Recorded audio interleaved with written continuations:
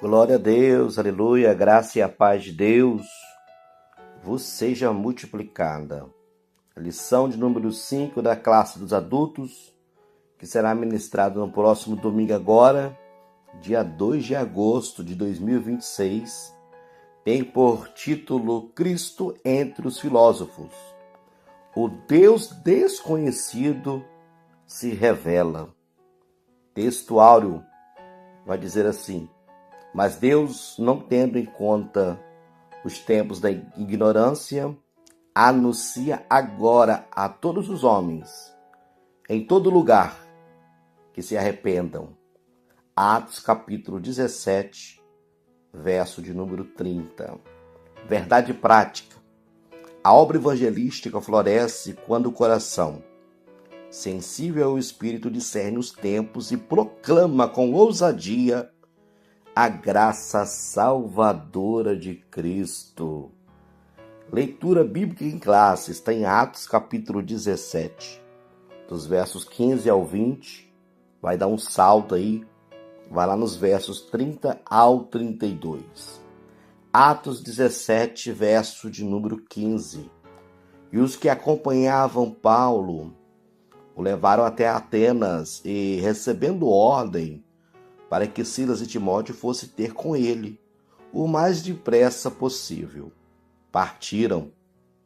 E enquanto Paulo o esperava em Atenas, o seu espírito se comovia em si mesmo, vendo a cidade tão entregue à idolatria, de sorte que disputava na sinagoga com os judeus e religiosos, e todos os dias na praça, com os que se apresentavam.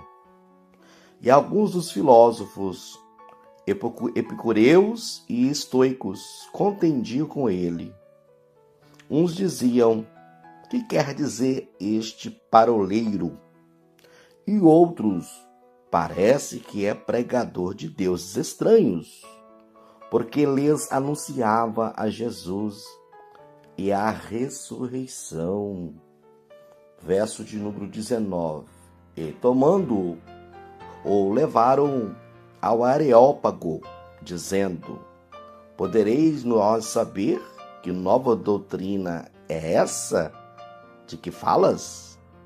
Pois coisas estranhas nos trazes aos ouvidos. Queremos, pois, saber o que vem a ser isso. Mas Deus, não tendo em conta os tempos da ignorância, anuncia agora a todos os homens em todo lugar que se arrependam, porquanto tem determinado um dia, e com justiça há de julgar o mundo por meio do varão que destinou, e disso deu certeza a todos, ressuscitando-os dos mortos. E, como ouviram falar da ressurreição dos mortos, uns escarneciam e outros diziam: acerca disso te ouviremos outra vez. Glória a Jesus. Louvado seja Deus. Uma curiosidade aqui apenas no verso 30. Muitas pessoas interpretam esse versículo de uma forma equivocada. Muita gente pensa assim: então antes de eu aceitar Jesus, antes de eu me converter, os meus pecados que eu cometi, Deus não levou em conta. Deus leva em conta sim, tá? Hoje você tem acesso à verdade com muita facilidade. O evangelho na era digital, o evangelho está sendo anunciado na internet, pelas redes sociais. Em quase cada esquina, uma porta aberta pregando a palavra de Deus. Quando o apóstolo Paulo fala: mas Deus, não tendo em conta os tempos da ignorância, é a ignorância daquele povo ali. Porque aquele povo, eles estavam tão entregues à idolatria, eles eram os atenienses. O apóstolo Paulo fala: vejo que vocês são supersticiosos. Eles estavam muito entregues à idolatria, eles eram idólatras. Pela lógica, esse povo já era para ter morrido. Deus era para ter fulminado, aniquilado este povo. Mas Deus usou de misericórdia. mas a verdade chegou lá. Por isso que o verso 30 vai dizer: mas Deus, não tendo em conta os tempos da ignorância, anuncia agora. Então, ou seja, o tempo de ignorância acabou. Foi anunciado para eles. E para você não tem tempo de ignorância. Para nós, não. Porque a verdade está sendo ensinada. Se você não recebeu a verdade, porque você não quis. Foi falta de interesse. Porque a verdade do Senhor está sendo anunciada todos os dias. Aleluia, glória a Deus. E por muitos meios de comunicação. Louvado seja Deus. Introdução. Partindo de Bereia, Paulo chega a Atenas, célebre por sua erudição, é uma cidade importante, né? Seus eruditos, arte e tradição filosófica, embora ainda fosse um centro intelectual de destaque, a cidade estava tomada pela idolatria. Ao observar tantos altares, Paulo se comoveu diante de um povo culto, porém distante do Deus verdadeiro. Cheio do Espírito Santo, ele discerniu que por trás da sabedoria humana havia corações carentes de salvação. É nesse contexto que o apóstolo anuncia Cristo entre os filósofos, revelando o Deus até então desconhecido. Vamos para o primeiro tópico e o seu respectivo subtópico. Primeiro tópico: contexto histórico, cultural e religioso de Atenas. Primeiro subtópico: Atenas, o centro intelectual marcado pela idolatria. Quando Paulo chegou a Atenas, por volta do ano 50 depois de Cristo, a cidade ainda exercia enorme influência cultural e intelectual. Apesar de sua pouca relevância política sobre o domínio romano, berço de filósofos como Sócrates, Platão, Aristóteles, Atenas destacava-se pelas artes, poesia e filosofia. Contudo, por trás de sua sofisticação, havia religiosidade profundamente idólatra e politeísta. Lucas registra a reação de Paulo, que se comoveu ao ver a cidade entregue à idolatria. Meu Deus do céu. Nós não podemos nos conformar, né? Atenas foi o berço, né? Porque Atenas era uma cidade influente, né? Cultural, intelectual. Atenas, dizem, né, os estudiosos vão dizer que era mais fácil você encontrar um deus, um ídolo em Atenas, do que você encontrar um homem na rua andando. A visão deles, o conceito deles era politeísta. Politeísta significa vários deuses. Nós somos monoteísta, um Deus que subsiste em 3 pessoas distintas: Pai, Filho e Espírito Santo. Atenas é uma cidade idólatra, ao ponto que isso mexeu. Isso eu posso dizer com todas as letras. Isso perturbou a alma de Paulo, quando ele viu essa cidade entregue à idolatria. Idolatria é aquilo que rouba o espaço de Deus na vida da pessoa. Eram muitos deuses, tinha o seu panteão, aonde ali tinha vários altares a vários deuses. O evangelho precisava ser pregado ali, com veemência, com fidelidade, com autoridade e ousadia. Aleluia, louvado seja Deus. E Paulo foi para lá, conduzido pelo Espírito Santo. Ele chegou em Atenas. Louvado seja Deus. E o subtópico de número 2 vai dizer algumas coisas interessantes para nós.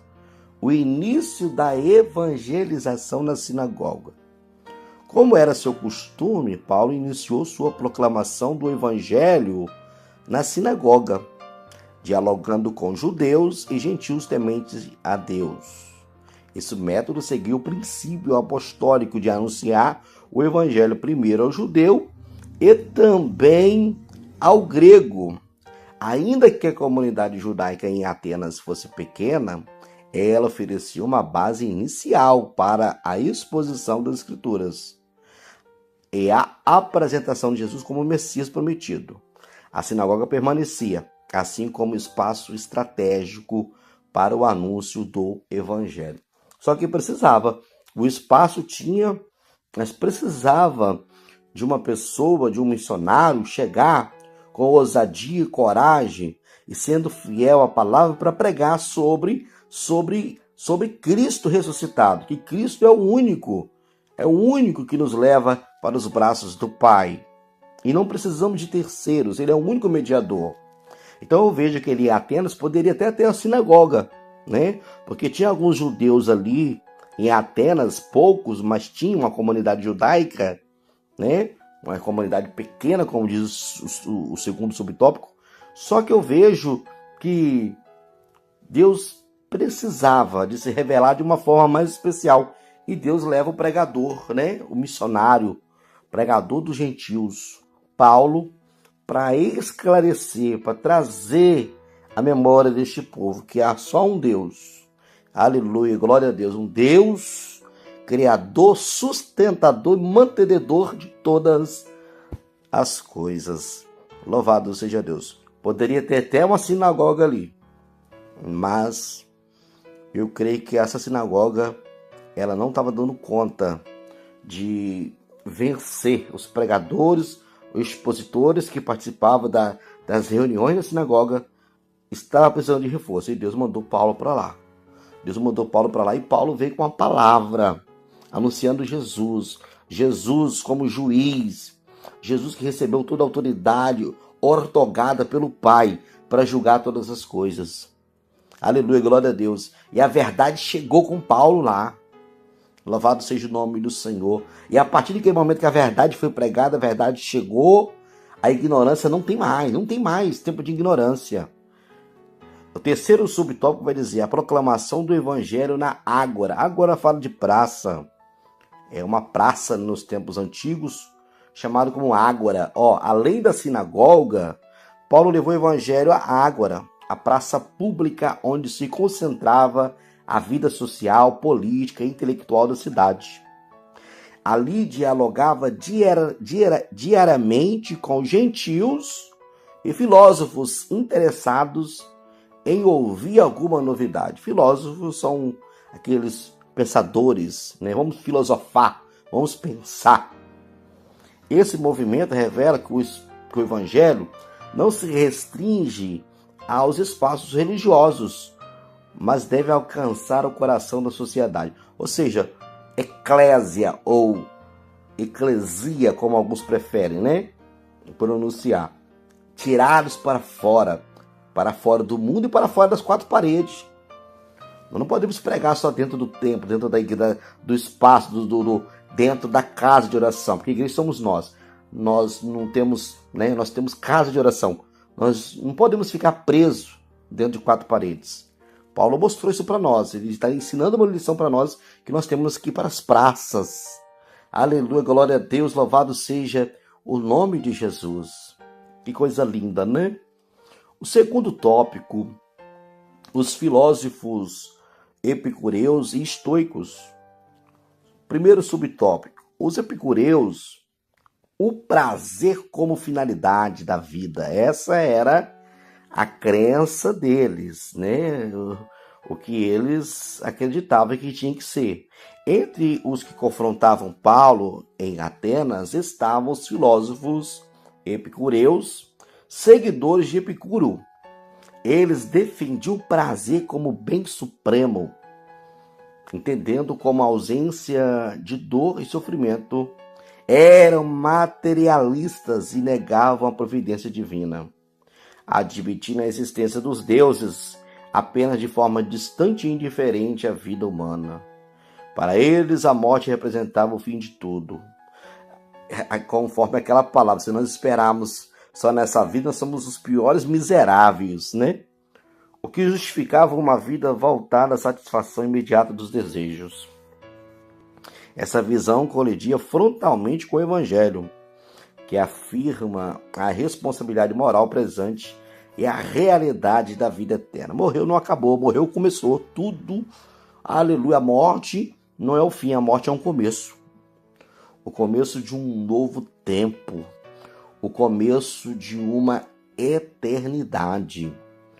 Aleluia, glória a Deus. Louvado seja o nome do Senhor.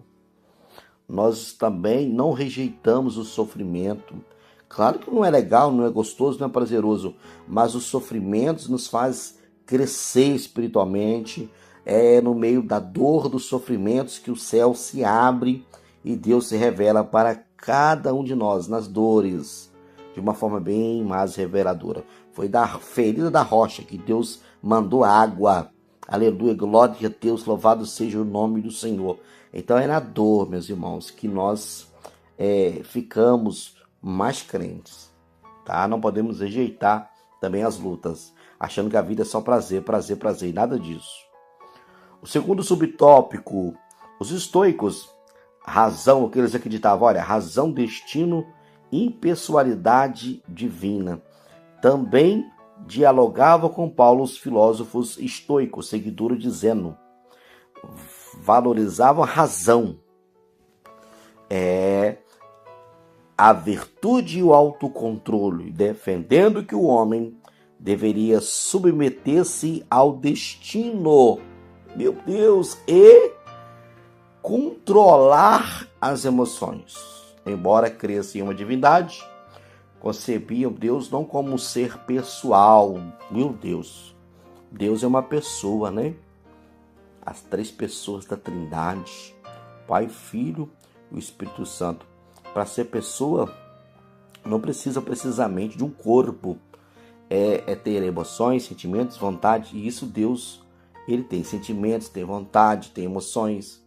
Né? Não entristece a alegria do Senhor, a nossa força. Então ele se entristece. Não entristecer o Espírito Santo. Ele tem vontade, ele tem sentimento e tem emoções. Aleluia, glória a Deus. Mas como uma força impessoal que permeava todas as coisas. Eram panteístas e fatalistas. Era totalmente pessimista, negando tanto a ressurreição do corpo quanto a imortalidade individual da alma. Posição que se opunha diretamente à fé cristã. A alma é imortal. Nós pregamos a imortalidade da alma. Não temas os homens que matam o corpo e não podem matar a alma, mas temei a Deus que mata o corpo e lança a alma no Guiena, para perecer eternamente. Então a alma, ela é imortal. O que morre é o corpo morre. Mas a alma e o espírito, que são inseparáveis, a alma e o espírito, que é a parte imaterial do ser humano, não morre, tá bom? Terceiro subtópico. Paulo levado ao Areópago e o Evangelho diante da cultura. Diante das reações diversas, Paulo foi levado ao Areópago, local que designava tanto a colina de Marte era um deus dos romanos, né? Quanto o conselho de sábios atenienses. Alguns os desprezaram, chamando de paroleiro ou tagarela, dependendo da versão da Bíblia, né? Enquanto outros demonstravam curiosidade diante do ensino estranho, que anunciava Jesus e a ressurreição. Esse episódio nos ensina que devemos estar preparados para apresentar a fé cristã em contextos intelectuais, culturais, desafiadores, sem diluir a verdade do Evangelho. Deixa chamar-se tagarela, falador, fanático. Prega a palavra, ensina a palavra. Aproveita os momentos que Deus está te usando, te levando. Procura saber, Deus, eu estou aqui por quê? Eu estou nesse lugar para quê? Eu tenho certeza que Ele vai te falar, para falar da minha palavra e para me fazer ser conhecido nos lugares que eu não sou conhecido. Terceiro tópico, o discurso de Paulo no Areópago. Primeiro subtópico do terceiro tópico, observação cultural como ponto de contato com o Evangelho. O discurso de Paulo no Areópago representa um dos encontros mais significativos entre o Evangelho e a cultura helênica. O comando era de Roma, mas a cultura, a influência era grega, tá? Helênica. E a cultura helênica com sabedoria e sensibilidade espiritual. O apóstolo não inicia com ataques, mas constrói pontes, eita glória, revelando como a verdade de Deus pode ser anunciada com firmeza e respeito em ambientes culturais adversos. O apóstolo inicia o seu discurso reconhecendo a religiosidade dos atenienses e menciona o altar dedicado ao Deus desconhecido. Em vez de confrontar diretamente a idolatria, utiliza esse elemento cultural como ponto de partida para anunciar o Deus verdadeiro. Nós temos que ter sabedoria. Nós temos que ter sabedoria porque o sábio ganha alma, né? Aquele que é sábio ganha alma. Nós temos que ter sabedoria orientando, mostrando dentro da palavra de Deus. E quando o crente não conhece a palavra, e quando o crente não participa do culto de ensino, e quando o crente não vai para a escola dominical, como é que vai fazer? Como é que ele vai conhecer a verdade? Aí vem os filósofos, vem os hereges, vem os mentirosos e arrasta ele. Por quê? Porque ele não conhece a verdade. Ele não tem uma bagagem teológica, uma bagagem doutrinária, bíblica, para ele debater de uma forma sadia e respeitosa contra aqueles que pensam diferentes. Por isso que é bom conhecer a verdade. O segundo subtópico, o Deus criador, sustentador e senhor da história. Na sequência, Paulo proclama Deus como criador do mundo e de tudo que nele há, senhor do céu e da terra, que não habita em templos feitos por mãos humanas, nem depende do serviço humano. Afirma a unidade da raça humana e a soberania divina sobre os tempos e limites das nações, revelando que o propósito de Deus é que os homens os busquem. Ao citar poetas gregos, Paulo mostra que até na cultura pagã há vestígios da verdade, mas inclui que Deus não pode ser comparado a imagens materiais. Deus não é um ídolo, Deus não é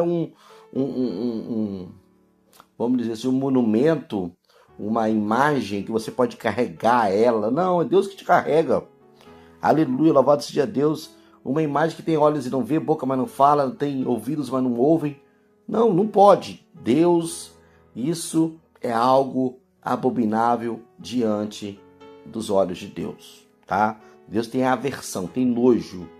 Deus não divide a glória dele com ninguém. Roubou o tempo de Deus na sua vida, se tornou o seu ídolo.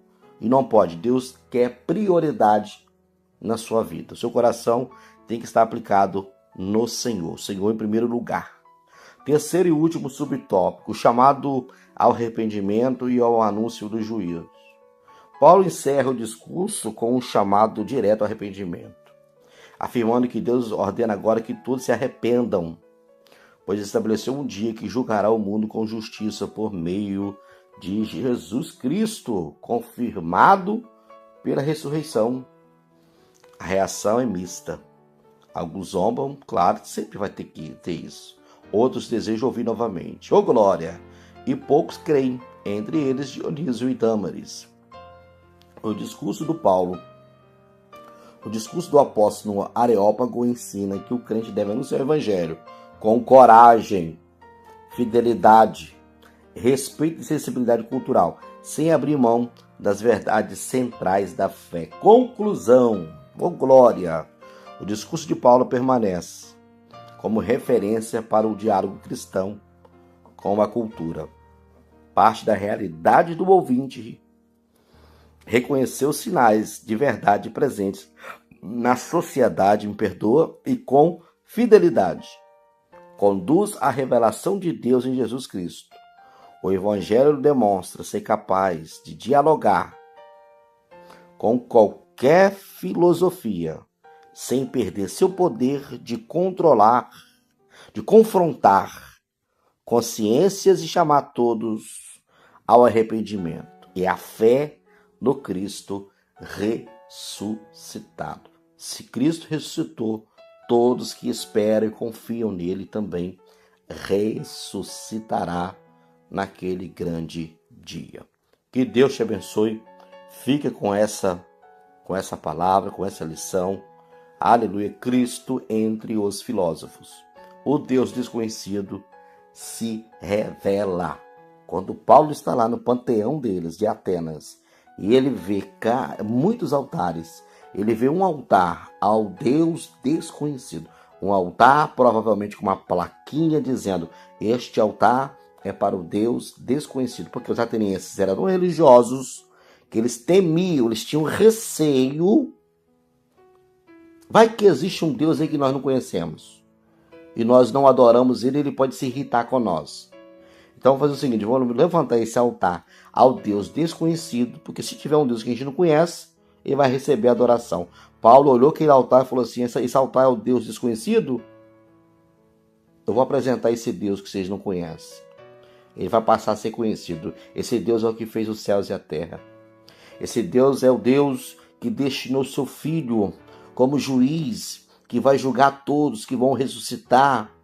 E todos aqueles que fizeram mal vai ser lançado no lago de fogo. Esse é o Deus, aleluia, verdadeiro, que vocês não conhecem, mas a partir de agora estão conhecendo. O Deus desconhecido de vocês, eu estou apresentando ele. Ele agora está sendo conhecido de vocês. Ele é o meu Deus, o Deus de Abraão, de Isaac e Jacó. O Deus que fez os céus e a terra. O Deus que é o dono da terra e ele é possuidor de todas as coisas. O Deus mantenedor. O Deus dominador que domina todas as coisas. Esse é o meu Deus, que eu estou apresentando para vocês, que até há pouco tempo era desconhecido, mas já está se tornando conhecido, aleluia, por causa da minha chegada aqui e por causa da palavra de Deus. Que Deus te abençoe. Fique com essa palavra em nome de Jesus.